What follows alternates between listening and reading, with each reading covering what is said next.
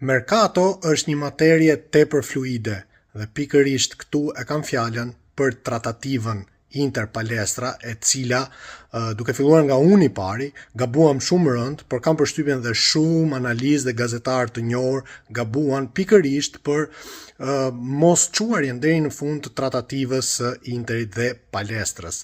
Dhe tashmë siç ju e dini, Palestra është një lojtar i Chelsea-t, një ofertë e Chelsea-t në moment fundit që them të vërtetën është komplet jashtë orbite, është e pa, ti nuk mund të krahasohesh fare me atë lloj oferte që Chelsea bën, u ofruan 60 milion euro, 6 milion euro pag për Palestrën dhe nuk po i hy fare pjesës bëri mirë Palestra apo nuk bëri mirë, sepse për këtë ka mendime dhe opinione të ndryshme.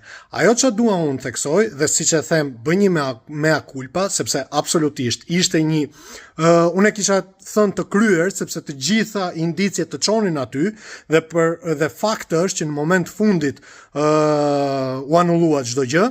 Ishte pikërisht Palestra ai që vendosi që të shkonte ke Chelsea, por janë dy elementë që duhen theksuar shumë fort. E para është Interi ka një gabim shumë të madh, sepse përderisa ti arrite deri në pikën që ofrove 50 milion euro, pse duhet ta çoje kaq gjatë këtë si tratativ, nëse ai ishte objektiv primar i Interit në këtë calciomercato dhe ti në kokën tënde e kishe iden, sepse fakti është që arrite deri në 50 milion euro, pse nuk e kryeve që në fillim dhe kishte mbaruar çdo gjë, nuk i lije fare mundësi ekipeve të tjera të futeshin dhe pikërisht të ta merrnin si i thonë në kthes të fundit.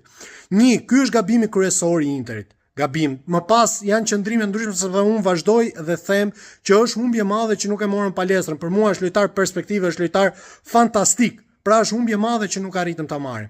Dhe pika e dytë është që ti tashmë je pa një plan B, edhe pse Marotta dhe Auxilio na kanë treguar në këto vite, sepse rezultatet flasin që kemi dalë kampion, që gjithsesi kanë ditur se si ta menaxhojnë qoftë buxhetin e pakët dhe etj dhe gjithmonë kanë krijuar ekipe konkurruese, por problemi qëndron këtu. Tashmë ti je shumë i ekspozuar që po kërkon një mbrojtës të djathtë, pra le të themi fasha e djathtë. Dumfries tashmë është larguar, siç dihet, për kushtet që i kemi diskutuar më parë.